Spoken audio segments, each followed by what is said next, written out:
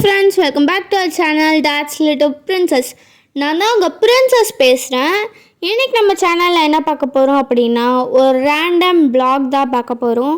வாங்க இப்போ வீடியோக்குள்ளே போகலாம். So last week Saturday night டின்னருக்கு நாங்கள் ஃபேமிலியோடு பிந்துக்கு போயிருந்தோம். அது ஒரு தாபா. ஸோ அங்கே பார்த்திங்கன்னா பஃபட்டும் இருக்குது, அலகட்டும் இருக்குது. நாங்கள் பஃபட் சூஸ் பண்ணியிருந்தோம். ஸோ இது ஒரு பியூர் வெஜிடேரியன் தாபா.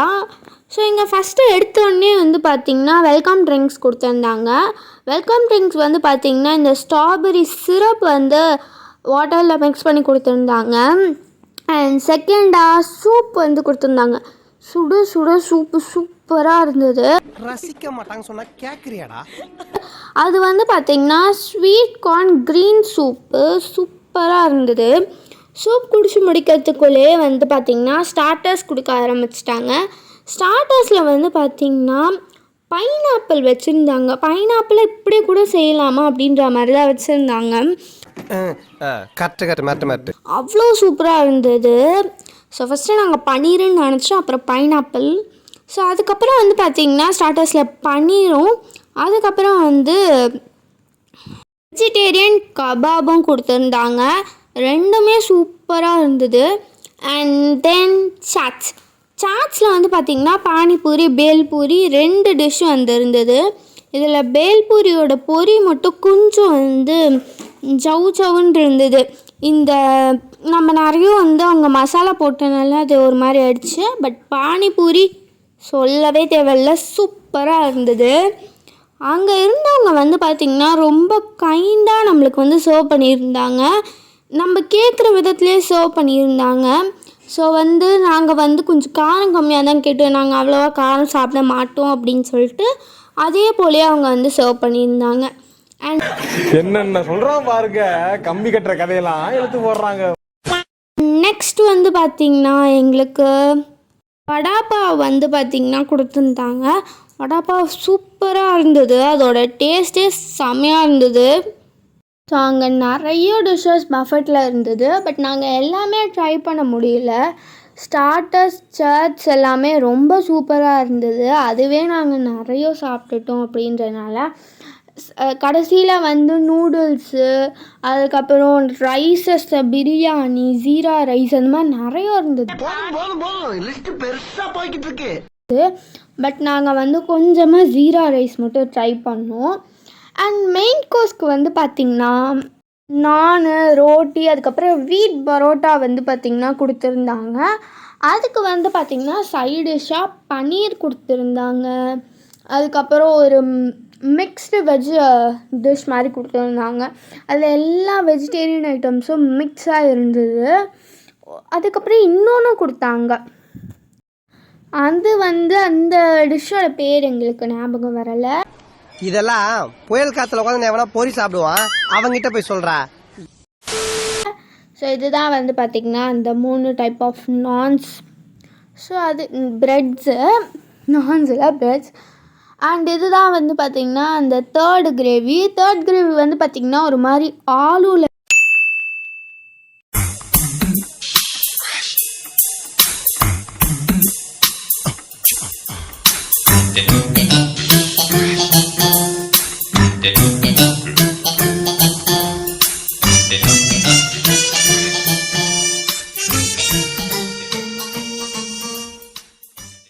அவனை சொல்லி நிறுத்துங்களேன்டா.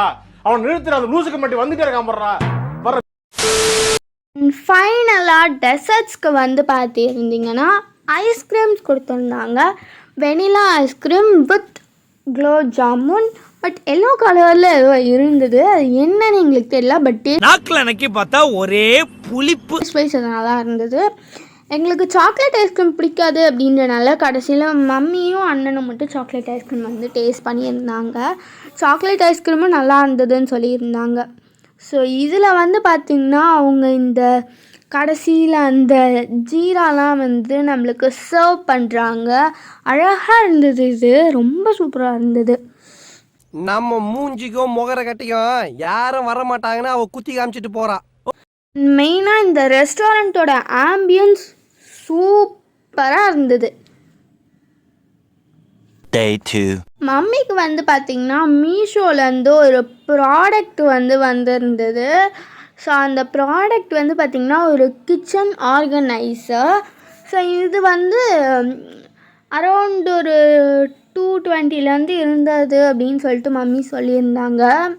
ப்ராடக்ட் வந்து பார்த்திங்கன்னா ரொம்ப வெயிட்லெஸ்ஸாக இருந்தது. பட் குவாலிட்டி வந்து சூப்பராக இருந்தது. வெயிட்லெஸ் மட்டும்தான் அதில் இருக்கிற ஒரு டிஸ்அட்வான்டேஜ். மீதி எல்லாமே அதில் ரொம்ப ரொம்ப சூப்பராக இருந்தது. கேவலம் ஒரு முறுக்கு காய் இவ்வளவு பெரிய சேசிங்க. ஸோ அதை தான் நான் காமிக்கிறதுக்காக இப்படி சொல்லியிருப்பேன். பார்த்தீங்கன்னா தெரியும், ஒரு விரலில் தூக்குற அளவுக்கு வெயிட்லெஸ்ஸாக இருந்தது.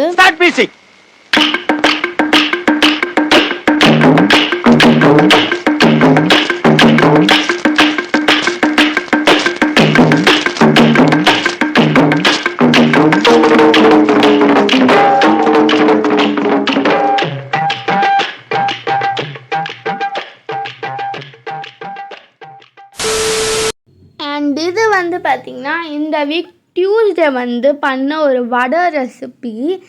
இது வந்து பார்த்திங்கன்னா மசால் வடை. இதில் வந்து ஃபஸ்ட்டு இஞ்சியும் சோம்பும் போட்டு மம்மி மிக்சியில் அரைச்சிருந்தாங்க. அதுக்கப்புறம் அந்த மிக்ஸி ஜாரில் வந்து பார்த்திங்கன்னா கடலைப்பருப்பு போட்டு நல்லா வந்து அரைச்சிக்கிட்டாங்க. ஸோ அது ஒரு ஃபைன் பேஸ்ட்டாக, ரொம்ப ஃபைனாக இல்லை, பட் ஒரு மாதிரி நரன்னு இருக்க பேஸ்ட் வர வரைக்கும் மம்மி அரைச்சிக்கிட்டாங்க.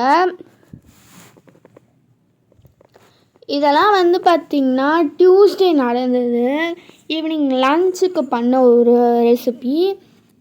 அண்ட் அதே ஈவினிங், அதாச்சும் டியூஸ்டே ஈவினிங் வந்து பார்த்திங்கன்னா கடலைப்பருப்பு வந்து பார்த்திங்கன்னா வேக வச்சுருந்தாங்க. எதுக்கு? போலி செய்ய. எனக்கு ரொம்ப ஃபேவரட்டான ஒரு ஈவினிங் ஸ்நாக்ஸ் போலி. ஸோ அது செய்கிறதுக்காக வேக வச்சுருந்தாங்க. அண்ட் இந்த வடை கூட நம்ம பச்சை மிளகா, கருவேப்பிலை, அதுக்கப்புறம் குட்டி குட்டியாக நறுக்கி வச்சுருக்க ஆனியன்ஸ், இது 3மே போட்டுக்கலாம். இதெல்லாம் போட்டு நல்லா மிக்ஸ் பண்ணிவிட்டு தேவையான அளவு சால்ட்டை இதையும் ஆட் பண்ணி நம்ம நல்லா மிக்ஸ் பண்ணிவிட்டு பொரிச்சு எடுத்தோன்னா சுட சுட மசால் வடை ரெடி. இது வந்து பார்த்திங்கன்னா போலிக்கு மாவு, ஐயோ மீண்டும் மீண்டுமா மைதா மாவு வந்து ஆட் பண்ணியிருந்தாங்க. மைதா மாவை ஆட் பண்ணிவிட்டு அதுக்கப்புறமா வந்து பார்த்திங்கன்னா பேக்கிங் சோடா, ஸோ இது கம்மியாகவே ஆட் பண்ணிக்கிட்டாங்க. அண்டு மஞ்சத்தூள் இதையும் ஆட் பண்ணிவிட்டு சைடில் வந்து பார்த்திங்கன்னா வடையுமே பொரிச்சிட்டு இருந்தாங்க.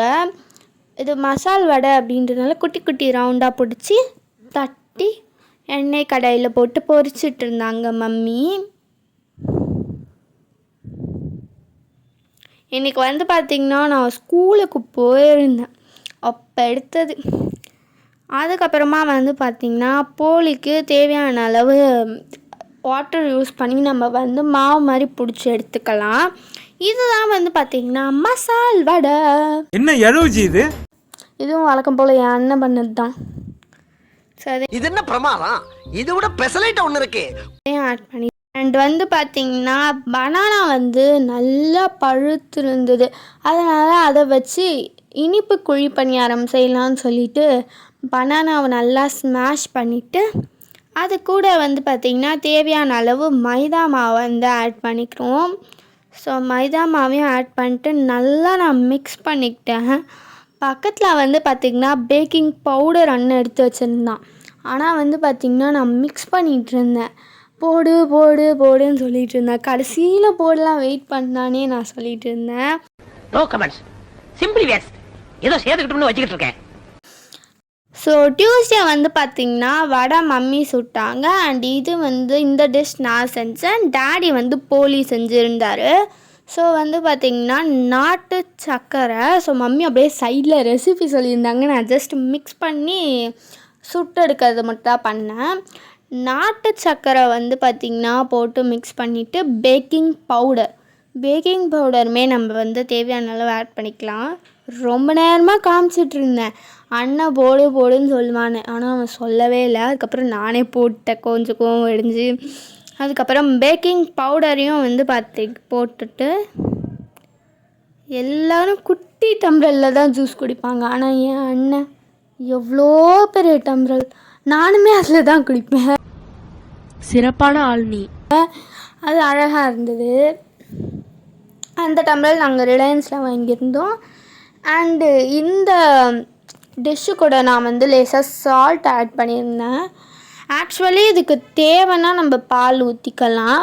பட் நான் வாழைப்பழம் வந்து 2 வாழைப்பழம் போட்டுட்டு அதுக்கப்புறம் மைதா மாவு வந்து அதிகமாக போட்டுட்டேன். அதனால ரொம்ப திக்காயிடுச்சு. அது புழிப்பணியாரம் அந்த சட்டிக்குள்ளே ஊற்ற முடியுமான்னு தெரியல. அதனால் நாங்கள் கொஞ்சமாக பால் ஆட் பண்ணியிருந்தேன். அதுக்கப்புறம் ஃபுல்லாக எவ்வளோ பால் இருக்கோ மொத்தத்தையும் ஆட் பண்ணி நல்லா வந்து மிக்ஸ் பண்ணிவிட்டேன். பால் வந்து பார்த்திங்கன்னா திக்காக இருந்தால் மட்டும் ஆட் பண்ணிக்கோங்க, அது ஆப்ஷனல் தான். அண்ட் இது வந்து பார்த்திங்கன்னா போலிக்கு ஜாகரி.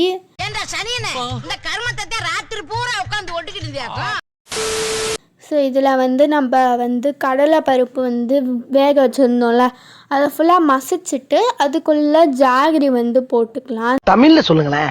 அந்த வெல்லம், ஸோ வெல்லம் போட்டு அந்த வெல்லம் வந்து மிக்ஸ் ஆகிற அளவுக்கு நம்ம நல்லா மிக்ஸ் பண்ணிக்கலாம். ஸோ அது வந்து உருகி மிக்ஸ் ஆகிற வரைக்கும் மிக்ஸ் பண்ணிவிட்டு, அண்ட் சைட்லேயே வந்து பார்த்திங்கன்னா மம்மி கொஞ்சம் நெய், கொஞ்சம் எண்ணெய், அதுக்கப்புறம் முந்திரி, திராட்சை எல்லாமே வந்து ஆட் பண்ணியிருந்தாங்க. எதுக்குன்னா ஆஃப்கோர்ஸ் அந்த நம்ம வந்து புழிப்பணியாரம் செஞ்சுருந்தோம்ல அதுக்கு தான்.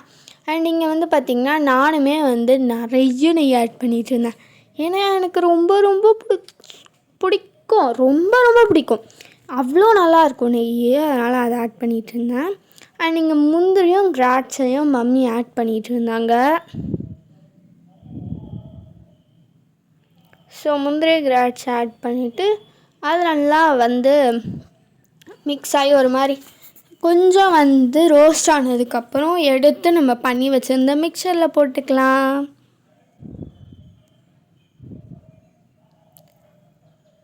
அது நல்லா மிக்ஸ் பண்ணிவிட்டு நம்ம வந்து பார்த்திங்கன்னா தேங்காவை துருவி வந்து எந்த ஒரு ஆயில் கீ எதுவுமே ஆட் பண்ணாமல் ஒரு கிண்ணத்தில் வந்து ஒரு கடாயில் வந்து நம்ம போட்டு நல்லா வறுத்துட்டு நம்ம வந்து போலியோட மிக்சருக்குள்ளே ஆட் பண்ணிக்கலாம்.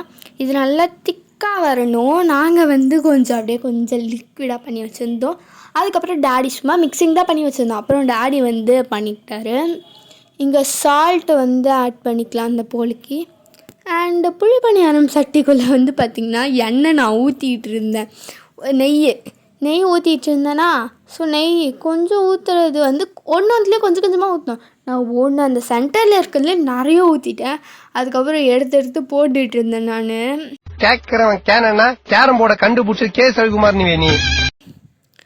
ஸோ நம்ம ரெடி பண்ணி வச்சுருக்க மிக்சரை வந்து பார்த்திங்கன்னா ஒரு தடவை மிக்ஸ் பண்ணிவிட்டு நம்ம இந்த சட்டிக்குள்ளே வந்து புழிப்பணியாரம் குழிக்குள்ளே வந்து ஊற்றிக்கலாம். நான் ஸ்பூனில் எடுத்து ஊற்றிட்டு இருந்தேன். அதுக்கப்புறம் மம்மி தான் வந்து ஸ்பூனில் எடுத்து ஊற்றிட்டு இருந்தேன்னா எப்போ ஊற்றி முடிப்பேன்னு சொல்லி ஒரு கரண்டியில் எடுத்து ஊற்றிட்டு இருந்தாங்க மம்மி. அது ஏன்னா ஒன்றுத்துக்கே நான் வந்து ஊற்றுறது வந்து ரொம்ப நேரம் ஆகிடுச்சு. அதுவும் கம்மியாக தான் ஊற்றி வச்சுருந்தேன். அப்புறம் டக்குன்னு மம்மி வந்து கரண்டியில் ஊற்றி முடிச்சிட்டாங்க. ஸோ அதுலேயும் ஊற்றிட்டு நம்ம நல்லா வந்து ஒரு சைடு வந்து ரோஸ்ட் ஆகிற வரைக்கும், ஒரு சைடு வந்து ரோஸ்ட் ஆகிற வரைக்கும் நம்ம விட்டுட்டு அதுக்கப்புறம் நம்ம வந்து திருப்பி போட்டோம் அப்படின்னா இனிப்பு புழிப்பணியாரம் ரெடி. ஸோ இந்த டேஸ்ட் வந்து பார்த்திங்கன்னா நல்லாவே இருந்தது. எனக்கு திருப்பூர வரல அப்படின்னு சொல்லிட்டு மம்மியை போட சொல்லிட்டேன். அண்டு மம்மி ஃபுல்லாக கத்தியில் வச்சு அதை வந்து திருப்பி போட்டுட்டு இருந்தாங்க.